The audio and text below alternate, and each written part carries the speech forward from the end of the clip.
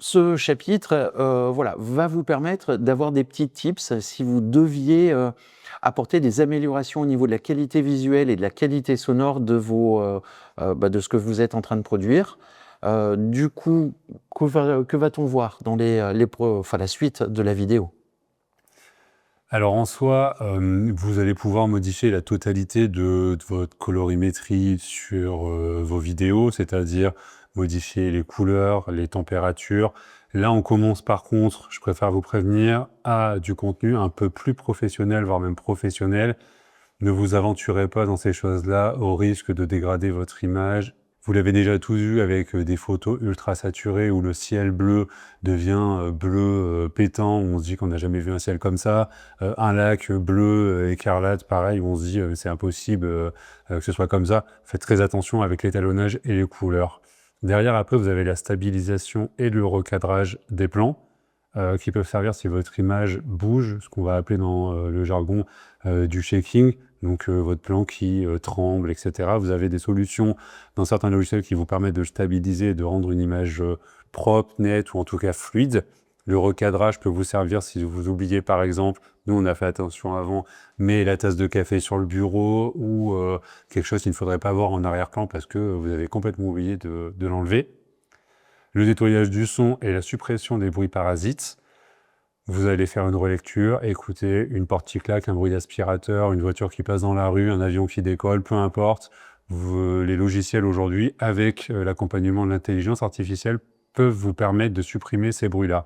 Encore une fois, c'est de l'IA, attention, une fois que ça a été appliqué, on réécoute pour que vous n'ayez pas une voix robotique et que tout votre son ne soit pas encore plus abîmé au point de ne pas être audible. Et on terminera par le floutage.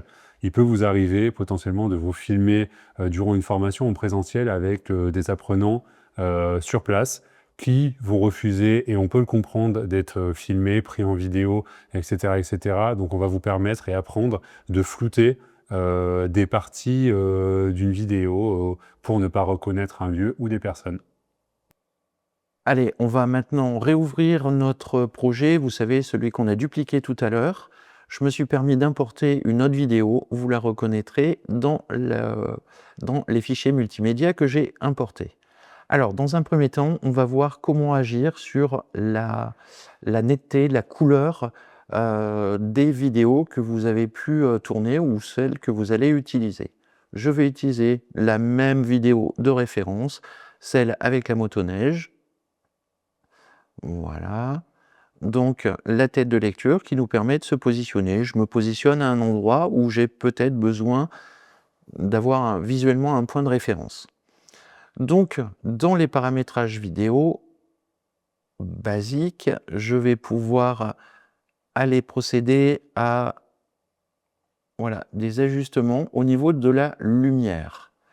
Alors ici, vous pouvez jouer sur la température. Vous savez, c'est comme les ampoules LED que vous achetez. Il y a une question de température. Température chaude, on est plus sur des couleurs froides, des couleurs très blanches, limite bleues, et à contrario, les lumières chaudes vont être des lumières beaucoup plus colorées. Ici, au niveau de la température, vous voyez que vous pouvez changer en fait complètement l'atmosphère de la vidéo en donnant l'impression qu'il fait un temps très neigeux, ou à contrario, il fait un temps beaucoup plus doux parce qu'il y a un coucher de soleil, par exemple.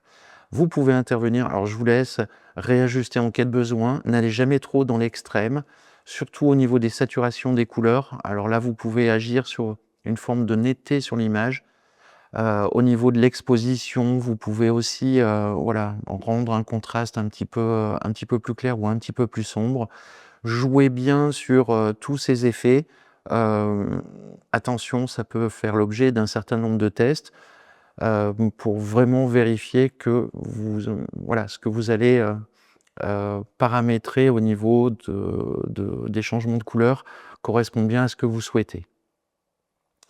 Vous avez différents onglets qui vous permettent, voilà, de travailler, soit au travers de couches chromatiques. Là aussi, j'ai un graphe, qui me permet d'intervenir dessus. Voilà, on voit que, voilà. Donc là, on est sur des utilisateurs très avancés. Je fais un CTRL Z pour revenir en arrière. Je reviens sur le basique. Au niveau du son, nous allons voir comment retravailler en fait, les paramétrages si jamais, eh bien, vous deviez faire des retouches. Je viens donc d'intégrer, mon fichier sonore dans la timeline. J'ai donc, ici la possibilité, alors d'améliorer la voix, de réduire les bruits. Alors on voit que la réduction de bruit est devenue premium. Elle était, accessible auparavant. Vous pouvez, travailler alors au niveau de la réduction des bruits, il suffit d'activer par exemple, bon si vous avez la fonction premium, en fait, lui va retirer, en tout cas filtrer tous les bruits parasites qu'il peut y avoir. Attention, tous les logiciels de montage ont leurs limites. Parfois, vous allez être obligé, d'aller travailler un petit peu plus, de manière plus prononcée en fait vos fichiers. Il va falloir les extraire, ces fichiers, audio et les ouvrir avec un logiciel comme Audacity qui vont vous permettre, d'agir beaucoup plus précisément en fait sur la qualité de votre document. Ce que je vais vous montrer, c'est qu'ici, vous avez un petit curseur et vous voyez que je peux monter en décibels.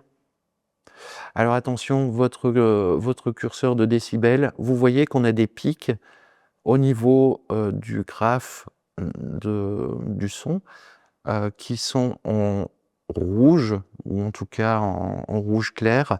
Ne dépassez jamais le seuil du rouge parce que vous allez avoir un son qui va saturer.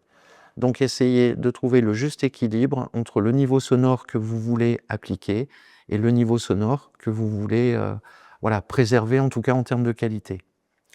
Comme pour, le fichier vidéo et comme on a pu le voir précédemment, lorsque j'ai sélectionné donc mon fichier audio basique, là aussi je peux appliquer un point de référence. À partir de ce point de référence, le son il est à 5,1 décibels. Je peux le faire monter progressivement sur un autre point de référence et je vais le monter à 8 décibels. Ces 8 décibels vont durer un certain nombre de temps, je remets un point de référence, puis à nouveau un dernier point de référence sur lequel je vais revenir à 5,1 décibels. Je l'applique et donc on va voir le son et vous voyez que le son, il augmente tout doucement, il reste stable et il rediminue à nouveau. Vous avez la possibilité d'intervenir ici directement sur le graphe si vous souhaitez aller plus vite et en tout cas le résultat pour nous est beaucoup plus flagrant puisqu'on voit bien les montées, la stabilisation et la redescente du son sur le graphe. Nous allons maintenant revoir les effets de cadrage. Je vous en ai parlé brièvement sur la vidéo précédente. Ici, je vais donc supprimer tous les éléments de ma timeline. Je vais donc intégrer ma vidéo. Cette vidéo contient, comme vous pouvez le voir, on a un graphe audio et on a aussi la visualisation du flux vidéo qui est contenu dans ce fichier. Ici, je souhaite ne pas voir en fait le micro-cravate de Mélissa. Donc nous allons appliquer un effet de zoom pour faire disparaître en fait le micro. Donc je fais un repérage très rapide, elle ne bouge pas et ça c'est vachement bien parce que ça veut dire que je vais pouvoir appliquer un effet qui sera valable sur toute ma séquence. Donc je ne vais pas faire de point de référence parce que je ne veux pas qu'il y ait d'effet de zoom. Je vais simplement donc appliquer un zoom progressif. Voilà, je l'ai mis ici à 139%. Et effectivement, alors je trouve que Mélissa, voilà, je vais remonter un peu. Je fais disparaître le micro.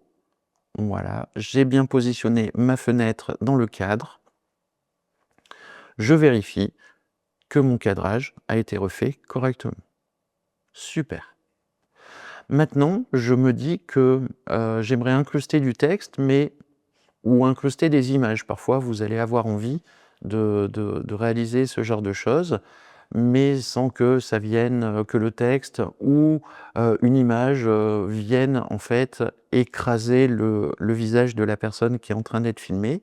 Je vais zoomer un petit peu plus et vous voyez que je peux décaler par exemple Mélissa sur la droite. Cette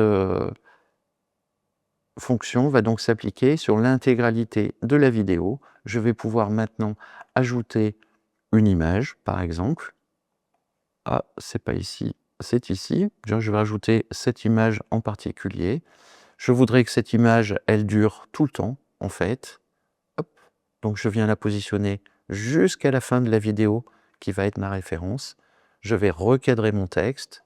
Je vais le positionner. Hop, CTRL Z.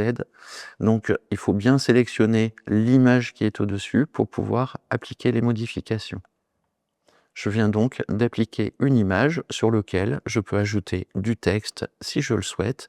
Je vais ajouter un texte par défaut sur la durée que je souhaite appliquer à ce texte. Je peux le réajuster. Hop, je vais réduire le cadre du texte. Et ici, nous allons mettre la référence. Alors je viens de faire un CTRL Z puisque c'est... faut bien penser à sélectionner l'objet sur lequel on intervient. Et ici, je vais mettre la référence du cours qui est le PDG 405. Je souhaite que ce texte soit en noir. Je viens définir la couleur noire sur mon texte. Je le valide. Vous pouvez réduire le temps d'apparition. Hop. Et je vais réduire aussi le temps d'apparition du fond de mon texte qui vient s'incruster puis disparaître. Vous pouvez y appliquer, là aussi, tous les effets que vous souhaitez. Je vous invite maintenant à passer au chapitre suivant.